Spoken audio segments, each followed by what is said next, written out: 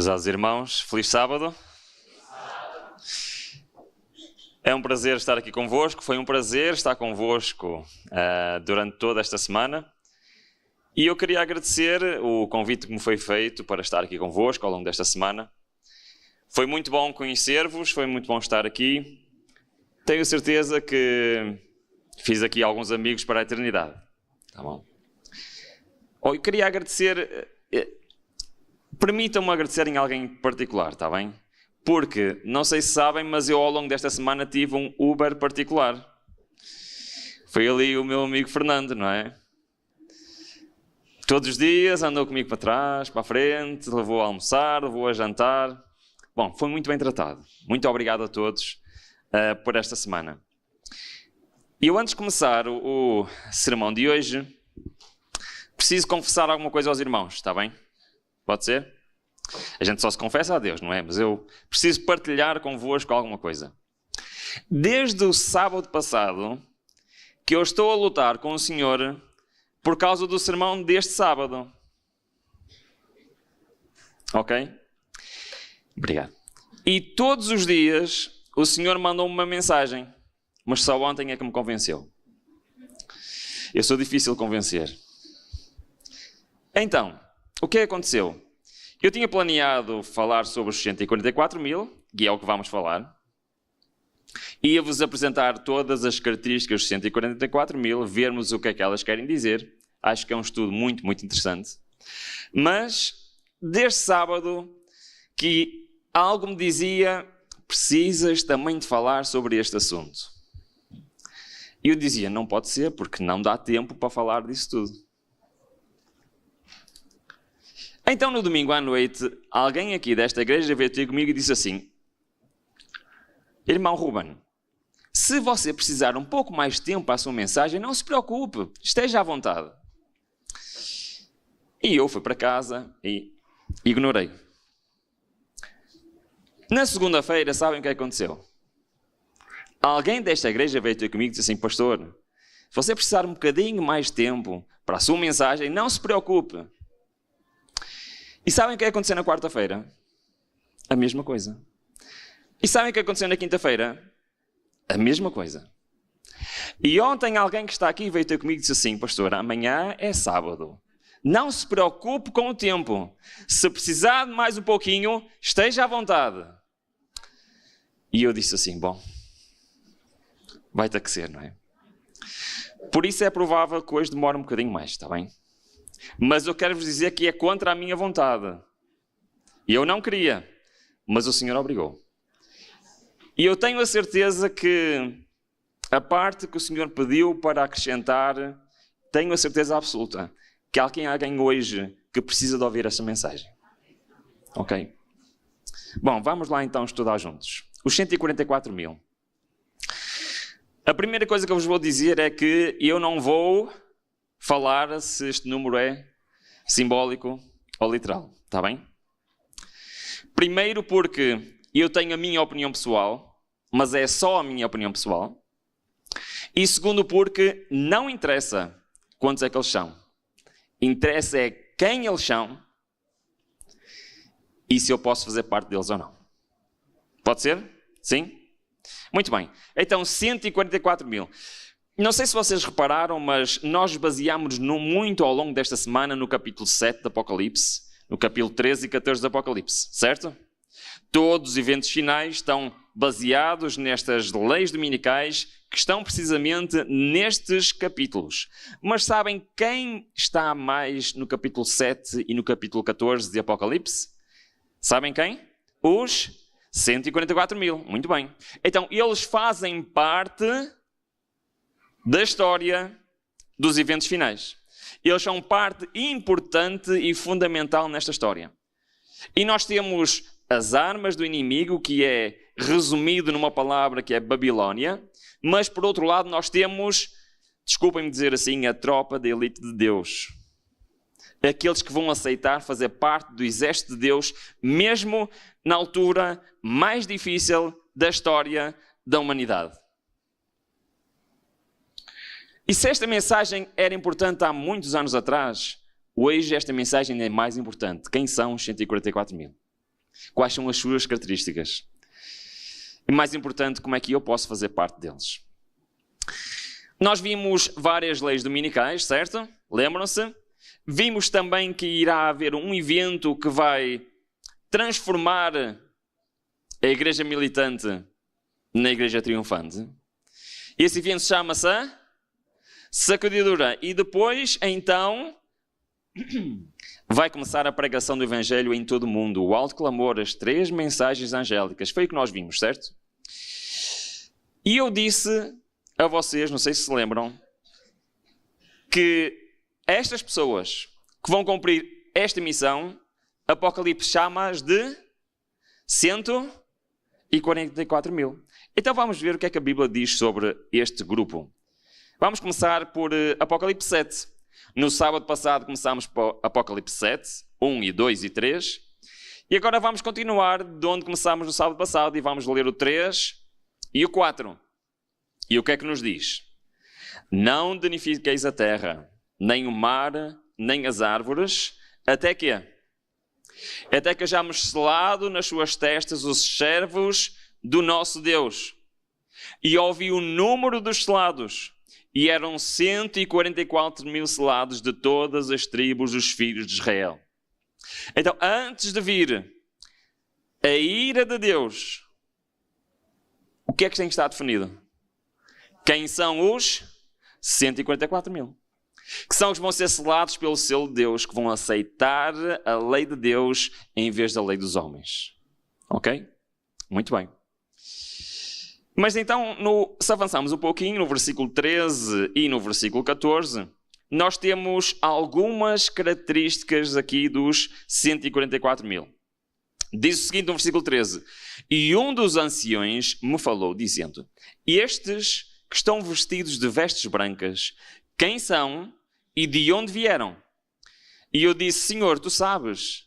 E ele disse-me: Estes são os que vieram da grande tribulação e lavaram as suas vestes e as branquearam no sangue do Cordeiro. Continua o texto e diz-nos... Não, vamos parar aqui um bocadinho. Então, o que é que nós já vimos até aqui? Quais são as características dos 144 mil? Estão vestidos como? Vestes brancas. Vieram de onde? Da grande tribulação. E o que é que eles fizeram? Ok? Lavaram as roupas. Muito bem. Lavaram e branquearam as roupas no sangue do Cordeiro. Ora, não sei o que é que vocês acham, mas o sangue costuma sujar, não costuma limpar. Mas este é um sangue especial. Muito bem, então nós já vimos o que é que o capítulo 7 fala sobre os 144 mil. Qual é o outro capítulo que também fala dos 144 mil? Capítulo 14, certo? Que vem logo a seguir a qual? Ao capítulo 13 e àquilo tudo que estudamos desta semana. Ou seja, Deus está a mostrar no capítulo 13 o que é que vai acontecer neste mundo e no capítulo 14 começa a dizer o quê? Quem são os fiéis? E apresenta mais algumas características. Vamos ler o versículo 1, 2 e por aí adiante. Diz no versículo 1 e 2: E olhei, e eis que estava o Cordeiro sobre o monte Sião, e com ele 144 mil. E em suas testas tinham escrito o nome de seu pai. Mais uma vez, o que é que isto significa? Que eles estão selados. Certo?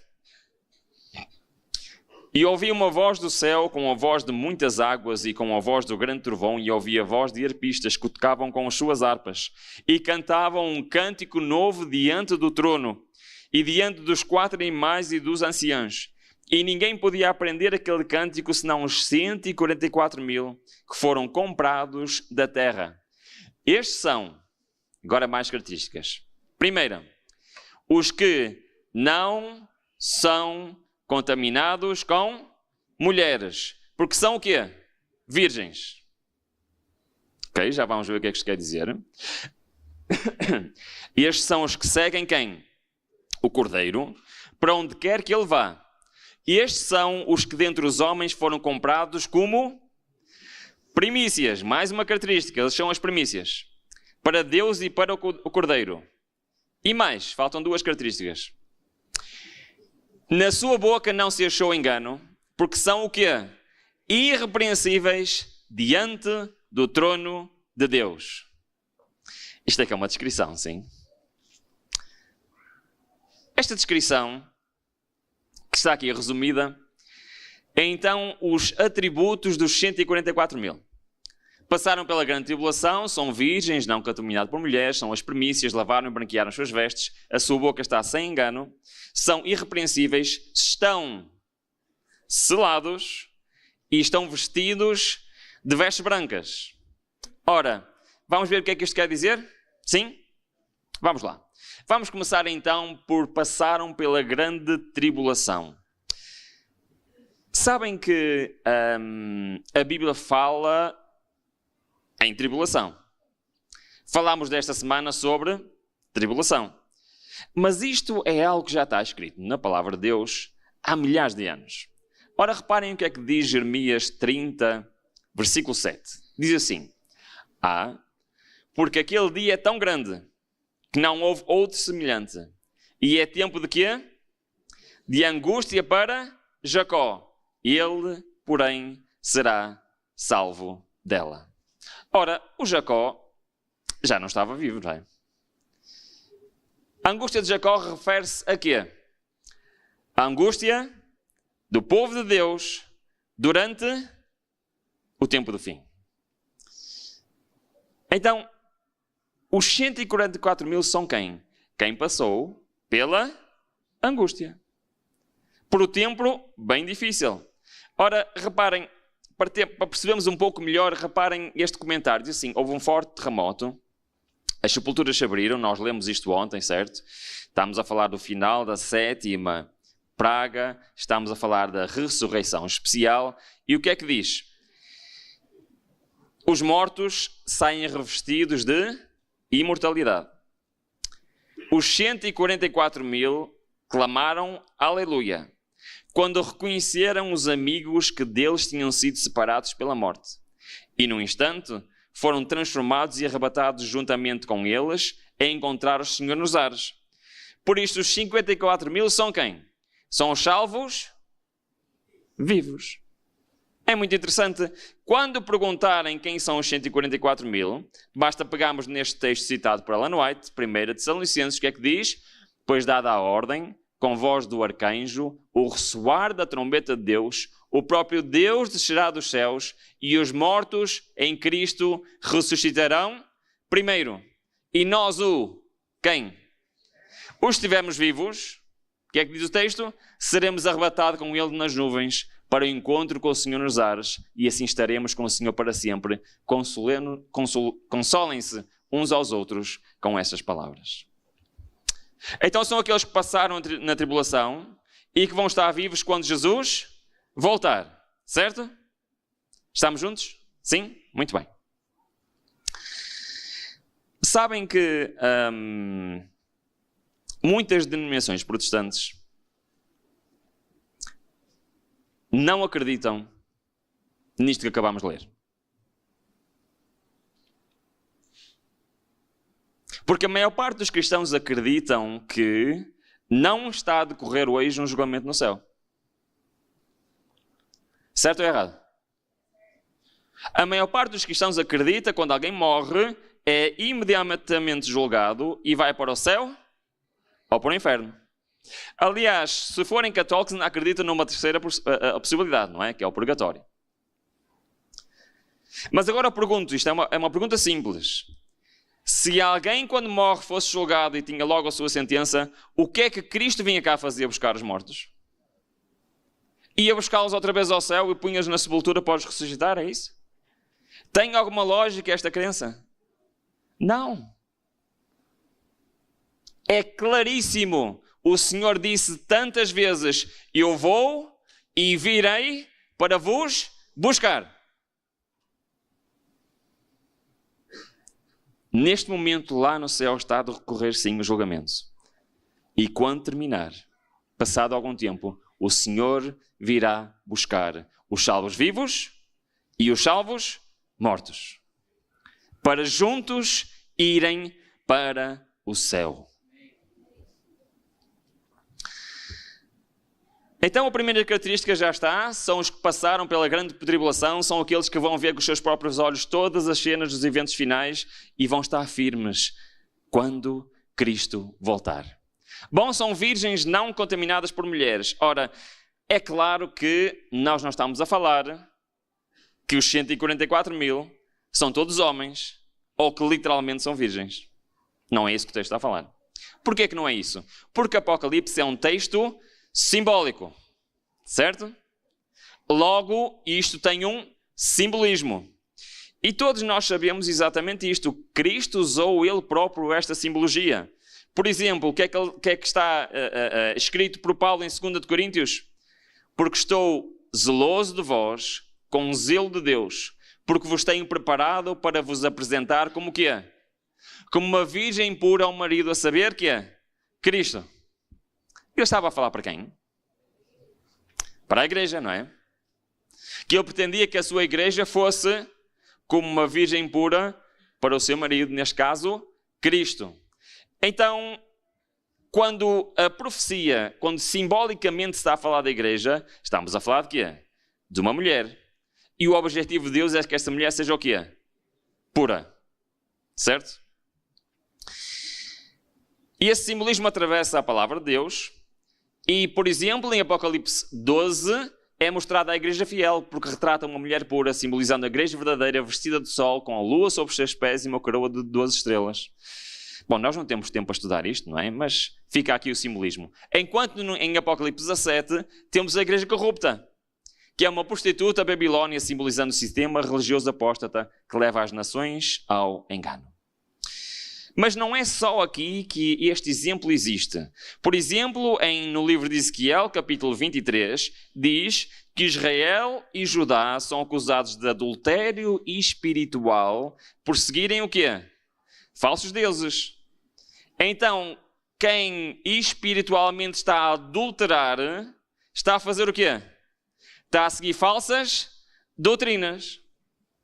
Em Oséias 4 diz que a idolatria é descrita como prostituição espiritual. E como vimos em Apocalipse 17, a Babilónia é descrita como seduzindo as nações com o seu vinho, simbolizando falsas doutrinas. Então o que é que quer dizer que os 144 mil são virgens não contaminados com as mulheres? Significa que eles são o cumprimento da parábola das 10 virgens. E são chamados virgens porquê? Porque professam a fé pura. A sua fé está baseada onde? Na palavra do Senhor. Seguem as doutrinas puras da palavra do Senhor. Agora, permitem-me fazer aqui um parênteses, está bem?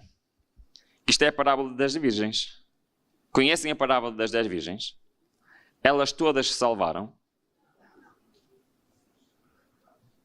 Professar a fé pura não é suficiente. Certo? Porque não basta professar a fé pura. É preciso mais uma coisa. Qual é o ensinamento da parábola das virgens? O que é que faltava? O que é o azeite? Ok, muito bem. Muito bem. Agora vocês vão decorar isso. Não se podem esquecer que vamos precisar disso para o final do sermão. Pode ser? Ok? Qual é a diferença então nas virgens? Ambas aguardaram a segunda vinda de Cristo? Sim. Ambas tinham a fé pura? Sim. As doutrinas certas? Sim. Conheciam a verdade? Sim. Mas nem todas se salvaram. Porque faltava? Não se esquecem disso? Certo? Muito bem, vamos avançar. Então isto é o que significa virgens não contaminadas por mulheres. Professam a fé pura. Primícias. O que é que eram as primícias então? Agora vocês têm que me explicar. O que é que vocês conhecem de primícias? O que era isso? Primeiros frutos, muito bem. O que é que eram os primeiros frutos?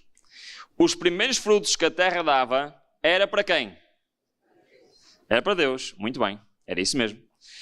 Então, em Êxodo 23 diz assim: as primícias dos primeiros frutos da tua terra trará à casa do Senhor teu Deus. E em Levítico 23 diz assim: fala aos filhos de Israel e diz: quando houverem entrado na terra que vos hei de dar, e fizeres a sua colheita, então trareis o molho das primícias da vossa cega ao sacerdote. E ele moverá o molho perante o Senhor, para que sejais aceitos. No dia seguinte, ao sábado, o sacerdote o moverá. Ok, então era isto que se fazia com as primícias. Então, porquê que os 144.000 são as primícias? Vamos ao significado. As primícias eram dedicadas a Deus como santas, representando o quê? Toda a colheita que viria depois. Eles eram um símbolo de fidelidade e prioridade de Deus na vida do povo. Então os 144.000 são o quê? São um grupo especial que foi o quê? Separado para Deus no tempo do fim. Tem lógica ou não? Era exatamente o que acontecia com as primícias. Eles representam a colheita inicial do povo de Deus antes da segunda vinda. Eles representam todos os salvos, mas são um grupo especial. Têm um papel exclusivo na proclamação da mensagem final ao mundo e são um exemplo de total consagração e fidelidade, refletindo o caráter de... Mas, Ruben, como é que tu sabes isso? Como é que tu sabes que eles são um símbolo de consagração, refletir o caráter de Cristo? Porque Jeremias 2 diz o seguinte em relação às primícias. Reparem bem. Lembro-me de ti, da piedade da tua mocidade e do amor do teu noivado, quando me seguias no deserto, numa terra que não se semeava. Então Israel era o quê? Era o quê? Santo. E o que é que diz a seguir para o Senhor? Era santidade para o Senhor. E o quê? Primícias. Exatamente, as primícias é algo que é separado para ser o que é perante o Senhor? Santo. Tá bom? Estamos juntos ainda? Sim? Vamos lá. Lavaram e branquearam as suas vestes. Bom, este penso que é simples, não é? Ali a referência do texto está mal, não é Jeremias 2:3, mas eu vou ler na mesma. Mas se andamos na luz, com ele na luz está, temos comunhão uns com os outros e o sangue de Jesus Cristo, seu Filho, nos purifica de quê? Todo o pecado. Então o que é que quer dizer lavar as vestes? Significa o quê? Ser purificado. Muito bem. Ser purificado significa o quê? Ser perdoado. É isso ou não? Muito bem. Ser perdoados como? Pelo sangue de Cristo. Qual é o evento que permite o perdão dos pecados?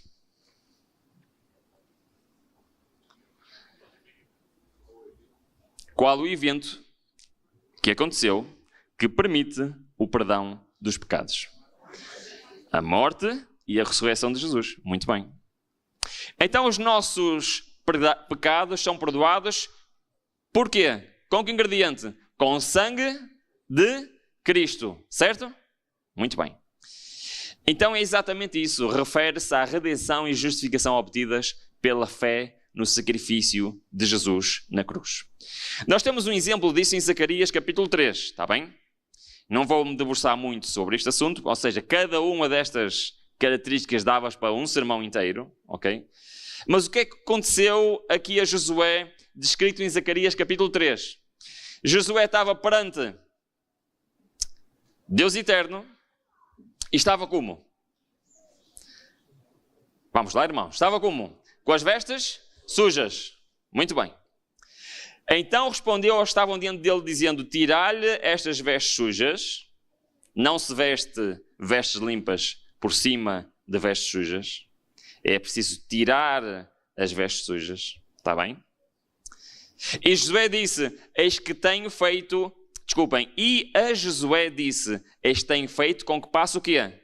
De ti a tua iniquidade, e te vestirei como vestes finas.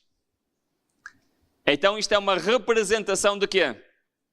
Do perdão dos pecados. Retirar as vestes sujas e vestir vestes limpas. Certo? Deus confiara a seu povo uma obra a ser executada na terra. A terceira mensagem angélica devia ser dada para todos os habitantes da terra recebessem a advertência. O povo de Deus que precisa cumprir com esta missão o que é que precisa fazer primeiro? Precisa purificar a sua alma pela obediência da verdade e preparar-se para estar sem falta perante Ele em sua vinda. Amém? Então os 144 mil são aqueles que aceitaram serem purificados por Deus. E muito havia para dizer em relação a isto, ok? Muito bem, boca sem engano, vamos continuar. Salmos 19:14 diz: sejam agradáveis as palavras da minha boca e a meditação do meu coração diante de ti. Este era o desejo do salmista, que a sua boca preferisse o quê? Palavras agradáveis. Aliás, Pedro diz-nos o seguinte, em relação a Cristo: e ele não cometeu pecado, nem engano algum foi encontrado onde? Na sua boca. Então vemos que esta característica é semelhante a uma característica de quem? De Cristo. É muito interessante porque isto até é um ditado no meu país, está bem? Embora seja um versículo bíblico, é um ditado no meu país, que é: a boca fala, do coração está cheio. Acreditam nisto? Sim ou não? Então, expliquem-me. Se eles têm a boca sem engano, como é que tem que estar lá o coração deles? Muito bem. Então, e se nós somos transformados pela contemplação, por aquilo que nós vemos e aquilo que nós ouvimos, o que é que acham que os 144 mil têm de fazer para terem uma boca sem engano? É interessante, não é? Vamos ler.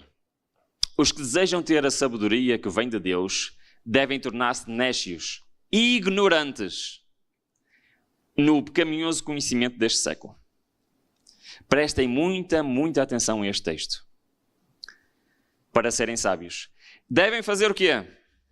Devem fechar os olhos para não verem nem aprenderem o mal.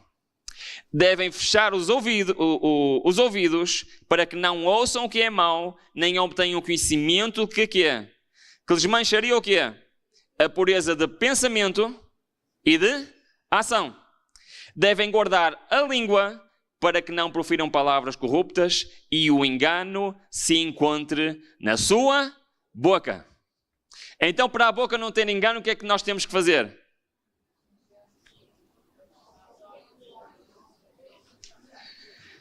Irmãos, não há transformação de caráter se continuamos a contemplar o mundo. Não existe. Estamos enganados. Eu posso estar 50 anos no banco desta igreja e ter o caráter exatamente igual do primeiro dia que eu entrei. Sabem porquê? Porque eu estou aqui, mas passo a maior parte do meu tempo a contemplar o mundo lá fora. Então, se eu continuo a ver as coisas deste mundo, a ouvir as coisas deste mundo, podem estar tranquilos. Satanás não está minimamente preocupado. Porque ele sabe que é impossível Deus transformar o coração daquele que contempla o mundo. Isto é muito sério, irmãos. Porque nós já não vivemos em altura para brincarmos às religiões. Já não vivemos. Nós vivemos na altura de tomar decisões. Decisões para a eternidade. E os 144 mil, antes destas coisas aconteceram, decidiram desligar-se do mundo e ligar-se a Deus. Nós não podemos esperar ser adventistas ao 7º dia. Desculpem. Nós temos de ser adventistas do 7º dia. Todos os dias. E se eu acho que basta estar aqui sentado, eu estou enganado. Sabem porquê? As virgens loucas também achavam. E é certo que aqui é o sítio certo para se estar, é verdade. Mas não basta isso. É preciso tomar a decisão hoje de deixar de contemplar o mundo e passar a contemplar a Cristo. Amém? Bocas sem engano. Mas também então o quê? Irrepreensíveis. Isto é algo que aparece muitas vezes na palavra de Deus. Reparem em Efésios, onde diz assim como nos acolheu nele antes da fundação do mundo para sermos santos e irrepreensíveis perante ele em amor. Em Colossenses diz para vos apresentar perante ele santos, inculpáveis e irrepreensíveis, se é que permaneceis na fé. Novamente em Efésios capítulo 5, para vos apresentar diante dele santos, inculpáveis e irrepreensíveis. O apóstolo Paulo insiste um bocadinho nisto, não existe? É verdade. Irrepreensíveis no original grego, a palavra é amomos, que significa sem mácula, sem defeito, sem culpa. E o que é estar sem culpa? É ter sido o quê? Lavado. Ter sido perdoado. É verdade que nós neste mundo não podemos deixar de ser pecadores. Nós somos pecadores, certo? Mas podemos ser perdoados dos nossos pecados, amém? E Deus é fiel e justo para perdoar quantos dos nossos pecados? É isso que diz a vossa Bíblia? Não diz 50%? Só alguns? 99%? Não. Cristo é fiel e justo para perdoar o que é? Todos os nossos pecados. Amém? Não importa qual é o meu passado. Não importa o que é que eu fiz ou deixei de fazer. Não importa quão bom ou mau foi o meu passado. Uma coisa eu sei, as promessas de Deus não falham. E Ele promete o quê? Que pode perdoar quantos nossos pecados? Todos. Deus é fiel e justo para perdoar os nossos pecados. Amém? E os 144 mil aceitaram o perdão de Deus. Estamos quase a terminar esta parte, não é? E eu olho para o relógio. Não sei como é que isto vai correr, mas vamos tentar. Muito bem. Selados. Nós já vimos ao longo desta semana. Em Ezequiel, capítulo 9, fala em selamento. Eu não falei durante a semana deste texto, mas hoje vamos falar dele. Diz o seguinte: e disse o Senhor, passa pelo meio da cidade, pelo meio de Jerusalém, e marca com um sinal as testas dos homens que suspiram e gemem por causa de todas as abominações que se cometem no meio dela. Mas a todo homem que tiver o sinal, não vos chegueis, e começai pelo meu... Bom, nós já vimos isto. O que é selamento começar pelo santuário de Deus? Quer dizer que lá em cima o julgamento vai começar por quem? É exatamente o que nós vimos ontem, certo? Já estava escrito em Ezequiel há milhares de anos atrás. Mas tem aqui um pormenor que nós não vimos durante a semana. Qual é o pormenor? É que antes de começar o selamento, antes de começar o juízo dos vivos, como é que diz Ezequiel que o povo do Senhor vai estar a viver? Já repararam bem o que é que diz o texto? Diz o seguinte, diz o quê? Passa pelo meio de Jerusalém, pela casa de Deus, e o que é que vais encontrar?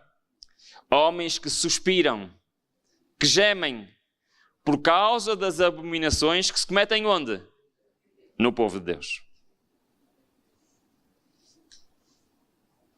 Perceberam ou preciso explicar? Pois é. Antes da sacudidura, existem homens e mulheres, Senhor, que gemem por causa do que se passa onde? Dentro da igreja. Mas nós vimos que, pela graça do Senhor, o Senhor vai peneirar a sua igreja. E quem ficará? Quem ficará? Não me assuste, irmão. Os fiéis ao Senhor. Amém? Então eles fazem parte exatamente deste grupo. Diz o seguinte em 2 Timóteo: todavia o fundamento de Deus fica firme, tendo este selo: o Senhor conhece os que são seus, e qualquer que profere o nome de Cristo, aparte-se da iniquidade, aparte-se do pecado. E agora, para terminarmos esta parte, eu preciso da vossa atenção. Reparem bem o que é que diz neste versículo de Efésios. Diz o seguinte: em quem também vós estáis, depois que ouvistes a palavra da verdade, o evangelho da vossa salvação, e tendo nele também querido, fostes selados. Com o quê? Como é que é? Fomos selados com o Espírito Santo? O que é que isto quer dizer? Mais, em Efésios 4 diz: e não entristeçais o Espírito Santo de Deus, no qual estáis o quê? Selados para o dia da redenção. Isto é um bocadinho parecido com a parábola das virgens, não é? Também fala do Espírito Santo. Muito bem. Agora, eu quero fazer uma pergunta. O que é que significa sermos selados pelo Espírito Santo?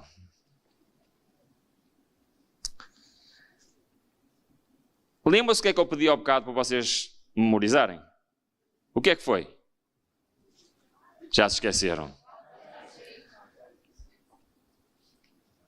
Que o sumo da parábola do Espírito Santo é do Espírito Santo. Das 10 virgens é o quê? A presença do Espírito Santo. Agora estamos a falar de selados e diz que somos selados por quê? Pelo Espírito Santo. E se nós vimos a última característica que fala, que é vestidos das vestes brancas, o que é o vestido das vestes brancas?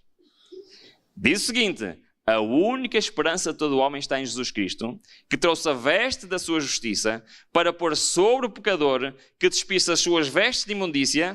Parece que estamos a falar aqui de Josué, um bocado, não é?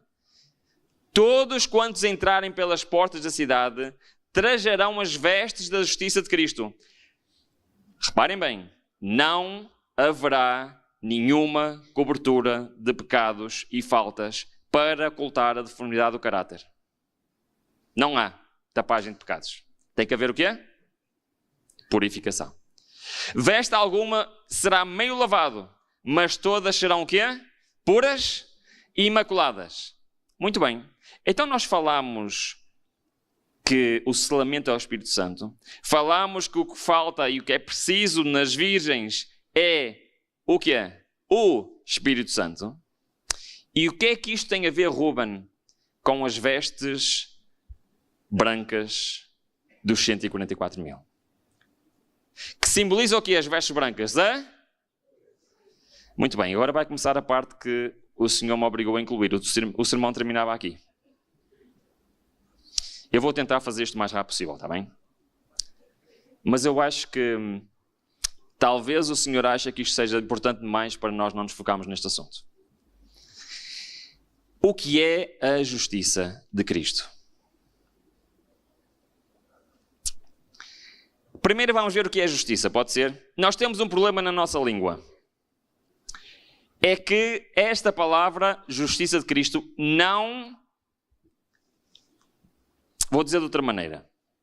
O tradutor da Bíblia original para o inglês, quando estava a estudar e a traduzir a palavra de Deus, chegou à parte em que ele viu a justiça de Cristo.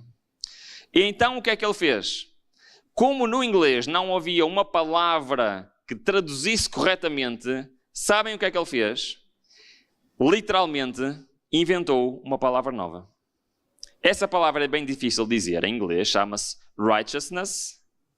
Righteousness, quando o inglês fala justiça de Cristo, ele diz the righteousness of Christ.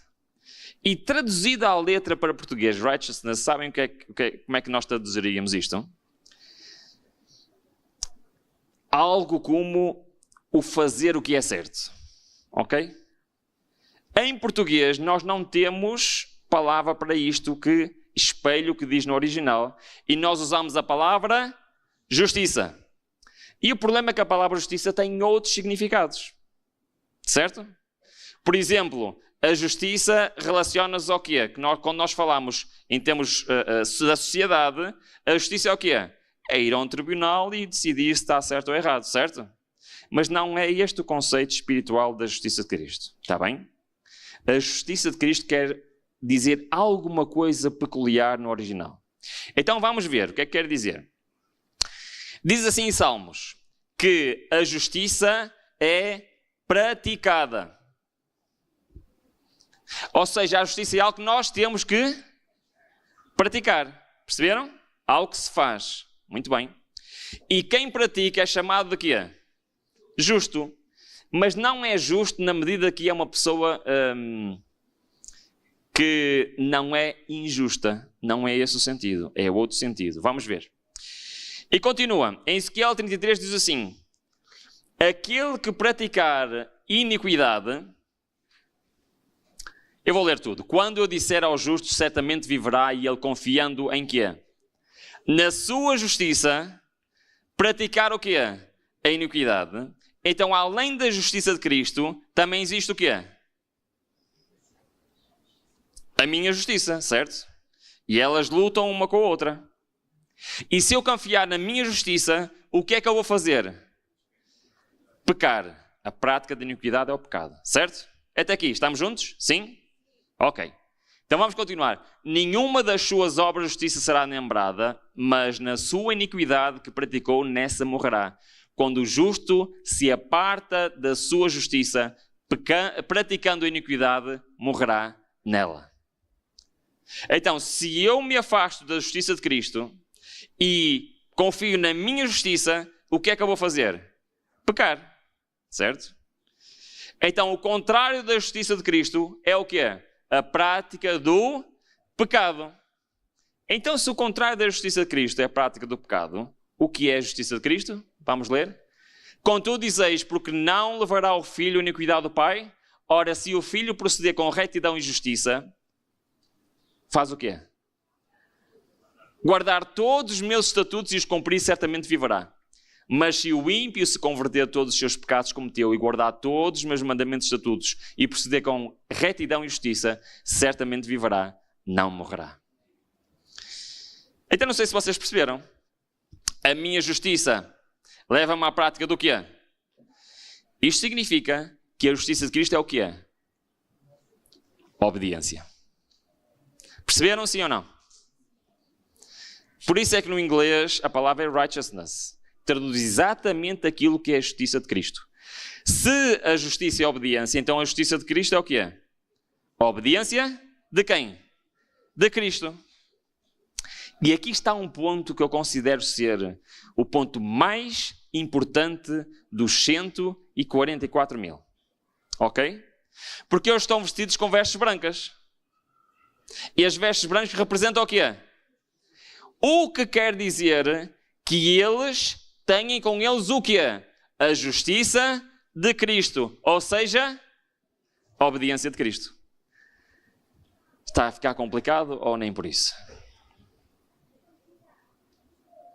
Até aqui está? Ok, estamos prontos para a segunda fase, então. Agora vamos abrir as nossas Bíblias em Mateus capítulo 19.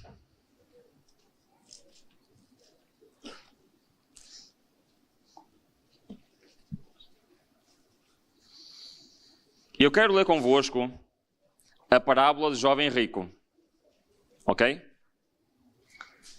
Mas quero-vos pedir um favor.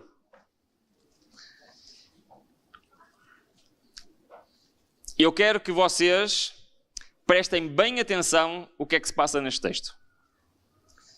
Porque nós não vamos falar da riqueza. Vamos falar de um assunto muito mais importante que tem neste texto. Está bem? Perceberam o que eu disse? O jovem era rico? Era. Isso era um problema para ele na sua salvação? Sim, para ele sim, ok. Mas vou dizer de outra maneira. Os ricos também podem ir para o céu, sim ou não? Ok. Jó era rico ou não era? Era. Abraão era rico ou não era? Era. E é o pai da fé. Então, o foco desta parábola não é a riqueza. Está bem? Vamos ler? Sim? Acompanham-me então. Isto é muito importante. Olha, versículo 16. Aproximou-se dele um homem que lhe perguntou: Mestre, que bem farei eu para quê? Para ter a vida eterna. Qual era a dúvida deste jovem? Ele queria saber como ser salvo. Como ter a vida eterna, sim? Mas ele perguntou de uma forma que implica que ele acreditava em alguma coisa. Exatamente. Que bem posso eu fazer para ser salvo? Ele acreditava na salvação pelas... Ele acreditava que poderia fazer algo para ser salvo. Ok? Então Jesus dá uma lição de teologia incrível. Mas ele não percebeu. Porquê é que aconteceu a seguir? Olha, reparem bem. Versículo 7. Respondeu Jesus, e agora eu quero que vocês entendam bem o que é que Jesus disse. Porque Jesus parece que está a dizer uma coisa errada. Olha, reparem, isso não é. O que é que Jesus disse? Porque me perguntas a respeito do que é bom só há um. Se queres, porém, entrar na vida, é isso que ele está a dizer ou não? Está a responder ao jovem, sim ou não? O que é que Jesus diz que ele tem que fazer? Obedece aos mandamentos de Deus. Então temos um problema, porque Jesus está a dizer a ele, literalmente, para obedecer a salvação pelas obras. Temos um problema aqui ou não? Mas parece que temos, não parece? Parece que temos. Porque a dúvida daquele jovem era qual? Queria ser salvo, não sabia como, e pergunta, o que é que eu faço? Diz-me, o que é que eu faço para ser salvo? E Jesus responde literalmente, obedece aos mandamentos e serás salvo. Mas nós acreditamos nisto? Nós acreditamos que se obedecemos aos mandamentos seremos salvos? Não. Porque isso é salvação pelas obras. Então nós temos que ver bem o texto, ok? Que o texto não terminou. E continua. Para que o jovem respondeu, o jovem ficou assim muito confuso com a resposta dele. Então, mas mandamentos? Mas quais mandamentos? E o que é que Jesus responde? Começa a citar quais mandamentos? Os 10 mandamentos. Literalmente está a citar os 10 mandamentos. E então o jovem não estava contente, o que é que mais falta? Cristo respondeu o quê? Vende tudo o que tem, anda e segue-me. E ele foi triste embora. E acabou aqui a conversa. Foi? Não. A conversa não acabou. Ora, reparem bem. No versículo 25, o que é que diz? Os seus discípulos, ouvindo isso, admiraram-se muito e disseram, o que é que disse? Quem poderá então salvar-se? Eu não sei se vocês estão a perceber a pergunta dos discípulos. Já repararam que a pergunta dos discípulos é exatamente a mesma do jovem rico? Quem poderá salvar-se? O que é que os discípulos acreditavam? Salvação pelas obras. E agora sim Cristo vai dizer. E o que é que Cristo vai dizer a ele? Versículo 26. Cristo, olhando para eles com ternura, finalmente disse: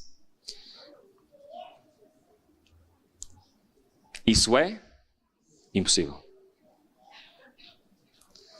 O que é que literalmente Cristo está a dizer? Que é impossível alguém obter a salvação pela obediência à lei de Deus. Não porque a obediência não traria a salvação, mas porque é impossível ao homem obedecer. Perceberam a diferença? Cristo não mentiu. Se fosse possível alguém obedecer à lei perfeitamente, seria, mas é impossível. Oh, Ruben, o que é que tu estás a dizer? Que é impossível obedecer a Deus? Não, não estou. Foi Cristo que disse, não fui eu.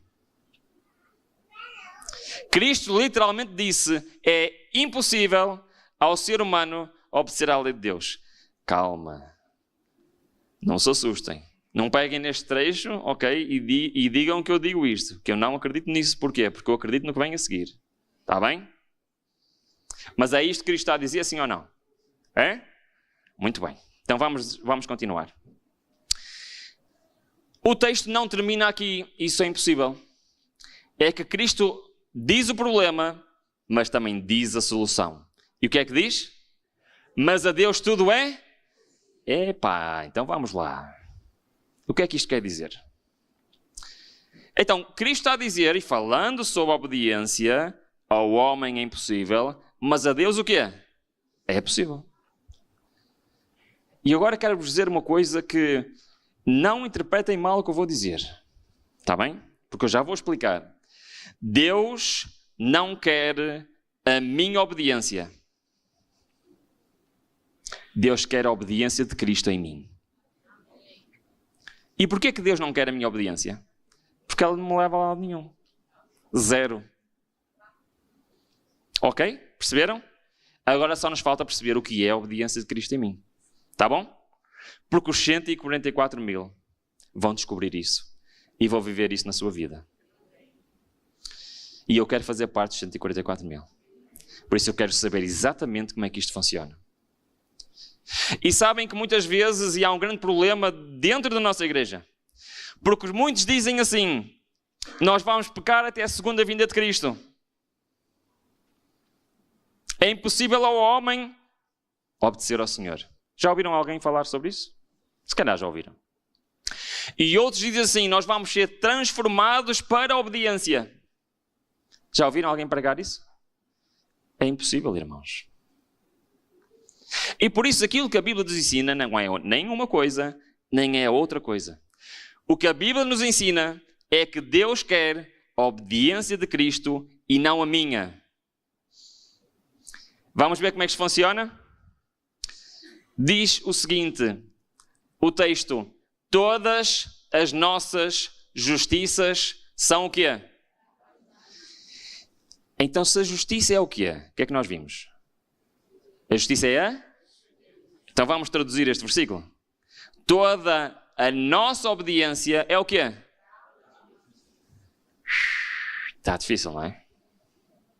Sabem o que era um trapo de imundícia? Era literalmente os panos que as senhoras usavam uma vez por mês quando estavam naquela altura difícil. Perceberam o que eu disse? Não vou explicar melhor. Então, literalmente, trapo de imundícia é sangue de Deus ou é sangue de homens? Perceberam aqui? A nossa obediência, o nosso sangue, não dá. Tem que ser a obediência de Cristo. Tem que ser o sangue de Cristo. E é por isso que Ellen White explica este texto dizendo que tudo o que podemos fazer por nós mesmos está contaminado pelo pecado. Mesmo todos os esforços que eu faço para obedecer à lei de Deus. E eu tenho que os fazer? Sim. Eu tenho que fazer esforço? Sim. Porque apesar da minha obediência não me dar a salvação, ela permite Deus agir na minha vida. Porque a minha obediência está a dizer ao Senhor o quê? E eu realmente quero. Eu não consigo, mas eu quero. Por isso, se eu não faço a minha parte, lamento. Mas Deus não pode fazer a dele. E por isso esta mensagem da justiça de Cristo não é uma mensagem que nos isenta da nossa parte. Ok? Mas apenas diz, a tua parte não chega. Tá bom? Sim? E por isso é que Laodiceia é o jovem rico. Sabiam que Laodiceia é o jovem rico? É. Nós somos o jovem rico. Porque muitas vezes nós achamos que podemos fazer algo para sermos salvos. E é por isso que o apóstolo Paulo chama disto o mistério do Evangelho. O que é um mistério? É algo que está oculto. O Evangelho tem um mistério. E Deus anda a tentar ensinar isto ao homem há milhares de anos. E continua à espera. Mas os 144 mil vão descobrir o mistério do Evangelho. Alguém sabe qual é o mistério do Evangelho? O próprio Paulo diz que o mistério do Evangelho é Cristo em vós. A esperança da glória.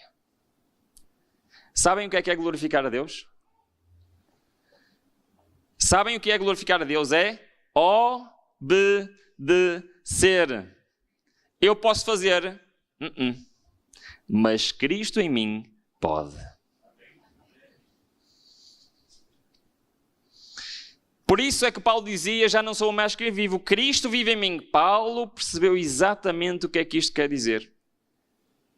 Porquê? Porque ele diz que todo homem perfeito em Cristo, isto é uma descrição dos 144 mil, sim ou não? Foi o que nós vimos, eles eram irrepreensíveis perante o Senhor, sim ou não? E o que é que diz que todo homem perfeito em Cristo, o que é que ele faz? Ele obedece? O que é que diz o texto? Para isto também trabalho segundo a sua eficácia. Que é? Que opera em mim poderosamente. Então quem é que fazia as obras na vida de Paulo? Era ele? Não, não era ele. Era Cristo que fazia as obras nele. E nós andamos aqui a achar que nós vamos conseguir. Não, nós somos jovem rico. E diz mais, já lá em Isaías, a herança dos servos do Senhor é o quê? A justiça que de mim procede, diz o Senhor. É isto que o Senhor anda a tentar dar ao ser humano há tantos anos. Para que possamos dizer como Paulo, Senhor, Tu nos darás a paz, porque Tu és o que fizeste em nós todas as nossas obras. E eu quero fazer uma pergunta. Se não for eu a fazer as obras, for Cristo a fazer as obras, elas serão obras aceites por Deus? São obras plenas ou não? É isto que nós precisamos. De sorte, meus amados, que de algum modo sempre obedecestes, não como em minha presença somente, mas muito mais agora na minha ausência. Efetuai para a vossa salvação com temor e tremor. Porque quê? O que é que diz, irmãos? Porque Deus é o que opera em vós, tanto o querer como efetuar. Todos os dias eu reclamo esta promessa para mim na minha vida. O meu sonho é este, irmãos. Eu já tive muitos sonhos na minha vida. Mas eu cheguei a uma fase na minha vida que o meu sonho é que isto seja uma realidade na minha vida. Que seja o Senhor a fazer o que é em mim, tanto o querer como o efetuar. Ou seja, não só que a minha vontade seja igual à dele, mas possa ser ele a agir em mim.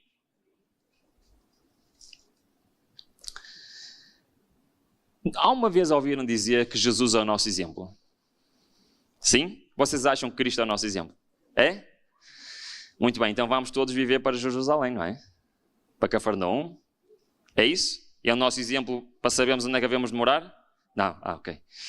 Então temos que ir curar as pessoas, é isso? Caminhar onde ele caminhou? Comer o que ele comia? Vestir como ele vestia? Então vocês acabaram de dizer que Cristo é o nosso exemplo e nada disto serve? Em que é que Cristo é o nosso exemplo? Já pensaram nisso?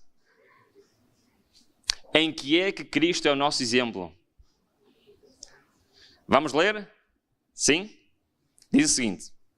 Cristo a falar. Eu não posso de mim mesmo fazer coisa alguma. Incrível, não é? O Deus encarnado está a dizer o quê? Eu, ser humano, o que é que eu posso fazer? Nada. Como ouço, assim julgo, o meu juízo é justo, porque não procuro fazer a minha vontade, mas quem? A vontade de quem me? Oh, Rubem, mas tu tens a certeza no que estás a dizer? Rubem, Jesus está a dizer que ele de si próprio não pode fazer nada?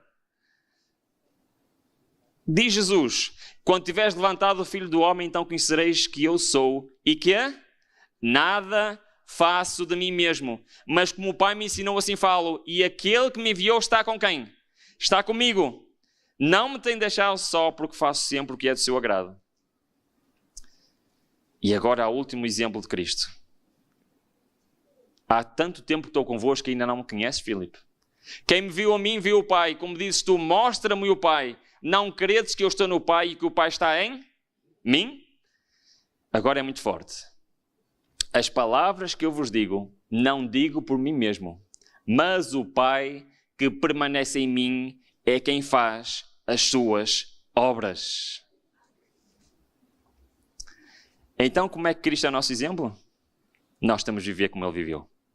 Ter a noção que eu não posso fazer nada. Sou um miserável, um triste, um cego e um nu. E sem Cristo, eu estou irremediavelmente perdido.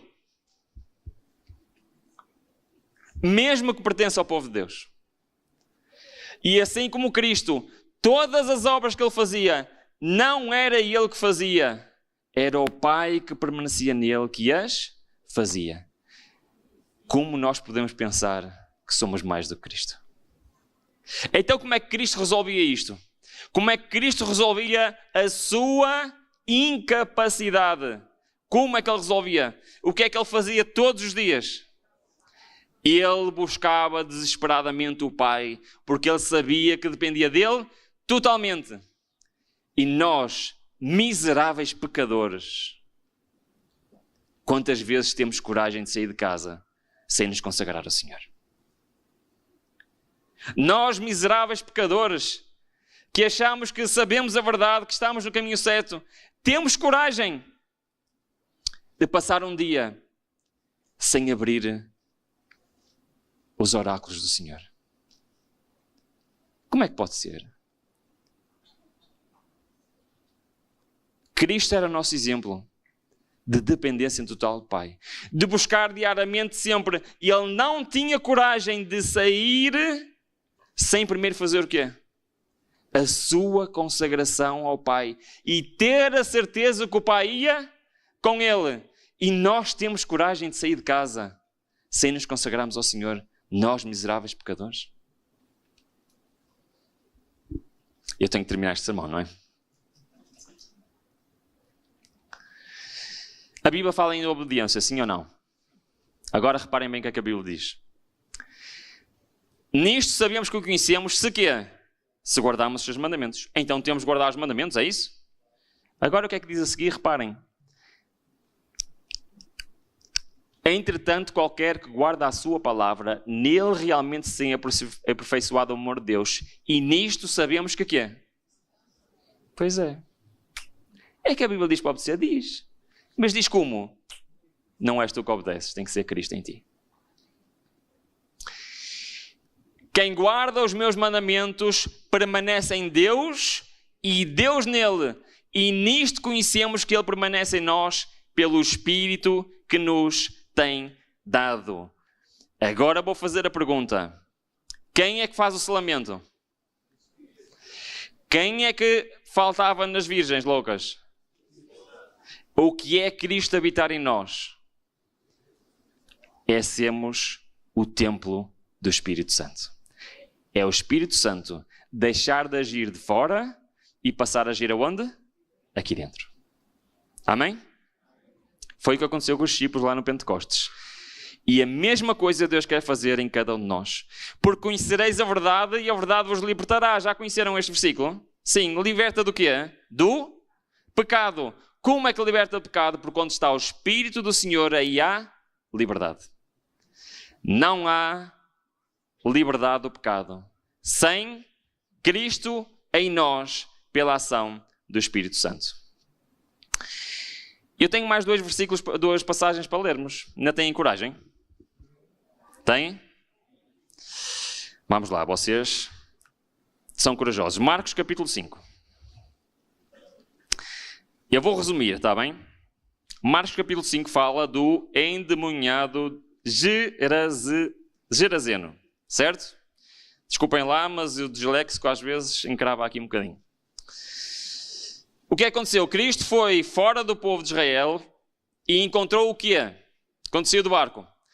Alguém que estava possuído por um espírito imundo. Agora quero fazer uma pergunta. O que é que este homem fazia? Onde é que ele morava? No cemitério. É um sítio agradável para morar, não é? Mas o que é que ele fazia?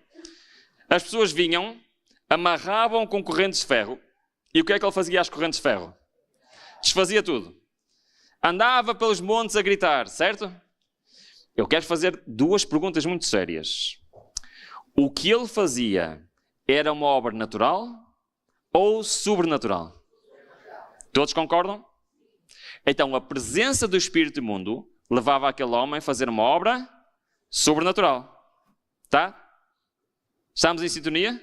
Sim. Muito bem.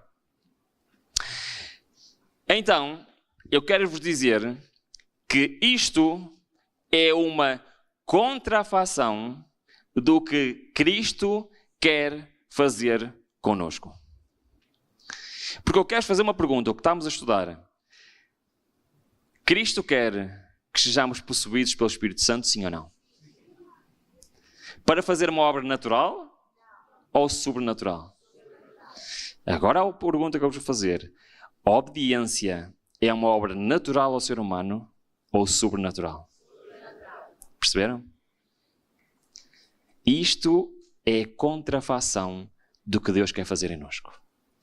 E Ele quer que nós sejamos possuídos pelo Espírito Santo para fazer o quê? Uma obra sobrenatural, porque a obediência não é uma obra natural. Por isso é que o apóstolo Pedro diz que nós temos de ser participantes de quê? Da natureza divina. É a única forma de obedecermos ao Senhor. A verdade deve estar estampada no coração, deve dirigir o espírito e regular as afeições. Todo o caráter deve ser estampado com a expressão divina. Cada jota e tilde da palavra de Deus deve ser introduzido na vida diária. Aquele que se torna participante da natureza divina, ou seja, aquele que, quem é que habita lá? O Espírito Santo. Estará em harmonia com o grande padrão da justiça de Deus. Sua santa lei. Esta é a norma pela qual Deus mede ações dos homens. Esta será também a pedra de toque no caráter de juízo. Todo o poder foi entregue em suas mãos para que ele pudesse dar ricos dons aos homens, transmitindo o que é? O inestimável dom da sua justiça. O que é a justiça de Cristo então? É a presença do Espírito Santo em nós, fazendo as obras da obediência. E agora reparem bem se isto não fecha tudo o que nós estudamos esta semana. Reparem bem o que é que diz a seguir. Esta é a mensagem que Deus manda proclamar ao mundo. Esta é a terceira mensagem angélica. Que é possível ao homem, se nele habitar o Espírito Santo, não ser ele a realizar as obras, mas ser quem a realizar nele? O Senhor. A mensagem da justiça de Cristo há de ecoar entre uma a outra extremidade da terra, a fim de preparar o caminho do Senhor. Esta é a glória de Deus, que será encerrada a mensagem do terceiro anjo. Amém? E eles não só vão proclamar esta mensagem, e eles vão ser o quê? Uma prova viva desta mensagem. E por isso, é que a mensagem para a Laodiceia é qual? Se Cristo está a bater à porta, ele está do lado de dentro ou está do lado de fora? Está do lado de fora. E porquê é que ainda estamos aqui à espera que Cristo venha? Porque Cristo precisa de acesso ao meu coração. Vamos terminar abrindo a nossa Bíblia em Ezequiel. E sim, é o último versículo e já vamos terminar. Peço imensa desculpa pela demora. Ezequiel 36 tem 3 versículos que resumem tudo o que nós falamos. Mas eu quero-vos pedir um favor, está bem? Assim como foi quando abrimos lá em Mateus, temos que prestar muito bem atenção ao que está aqui dito, ok? Ezequiel 36, e vamos começar no versículo 25. Está a falar para nós, está bem? Diz o seguinte: então espargirei água pura sobre vós, e ficareis purificados de todas as vossas imundícias, de todos os vossos ídolos vos purificarei. Sim? Primeiro passo qual é? Então, não me deixem sozinho a esta hora. Primeiro passo qual é? Purificação, perdão dos pecados, certo? Muito bem. Segundo passo qual é? Versículo 26. E vos darei um coração novo. O que é dar-nos um coração novo? É transformação de caráter. É a santificação. Segundo passo. Agora, para que é que serve a purificação e santificação? Serve para uma única coisa. O que é que diz a seguir o versículo? E porei em vós um espírito novo. Perceberam? Purificação, santificação, serve para quê? Para recebermos o dom do Espírito Santo. A justiça de Cristo. E agora reparem no que diz a seguinte: tirei de vós o coração de pedra, vos darei um coração de carne, porém em vós o meu espírito, para quê? O que é que diz o texto? E farei. Quem é que faz? E farei que andeis dos meus estatutos, guardeis os meus juízos e os observareis. Amém? Quem é que faz? Deus, não sou eu. Por isso é que Jesus disse Por isso é que Jesus disse: ao homem isso é impossível, mas a Deus é possível. Amém? É isto que Deus quer fazer na nossa vida. E estes são os 144 mil. E eu quero lançar um desafio para vocês. Um desafio muito sério, está bem? Cristo quer habitar no vosso coração. Cristo quer habitar no meu coração. Todos os dias nós temos que fazer um compromisso com o Senhor. E eu quero vos dizer que eu quero orar por mim e quero orar por vocês. Mas eu quero que, neste momento, se através desta mensagem o Senhor tocou no vosso coração, eu quero neste momento que nós possamos assumir um compromisso com o Senhor. O sonho da minha vida é que Cristo habite no meu coração. Mas sabem quem é o único obstáculo para que isso não aconteça hoje já mesmo? Quem é o único obstáculo? Não é Satanás. Não é ninguém que mora neste planeta. Sou eu. E aquilo que o Senhor me diz é muito simples. Eu tenho de estar em primeiro lugar. Assim como Cristo não tinha coragem de iniciar o seu dia sem buscar ao Senhor, e eu quero lançar este desafio para a minha vida e para a vossa vida. Estão a perceber o que eu estou a dizer? Se eu realmente quero que o Senhor habite em mim, eu tenho que dar o primeiro passo. Se eu realmente quero fazer parte dos 144 mil, eu tenho que dar o primeiro passo hoje. E por isso eu quero pedir a cada um de vocês, se vocês querem este compromisso, eu quero pedir que venham aqui à frente. E venham aqui à frente com este propósito.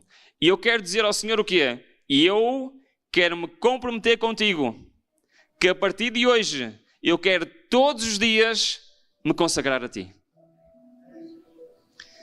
E eu quero me comprometer perante ti, Pai, todos os dias a partir de hoje, eu não admito sair de casa sem primeiro te buscar poder do alto perante ti. Eu quero dizer, Senhor, sempre que eu participo na Santa Ceia, eu como um pedacinho de pão. E esse pão simboliza o quê? A palavra do Senhor. Sempre que eu participo na Santa Ceia, sabem o que é que eu estou a dizer ao Senhor? Assim como eu me alimento todos os dias, e eu quero me alimentar todos os dias da Tua Palavra.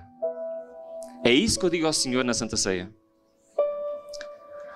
E eu quero dizer hoje perante Deus, e eu quero que Cristo seja o meu exemplo. Como Cristo, eu não posso ter coragem de andar neste mundo sem ter a certeza que quem guia a minha vida é o Deus Todo-Poderoso e não sou eu. Porque a mim nada é possível, mas a Ele tudo é possível. E eu quero fazer este compromisso hoje.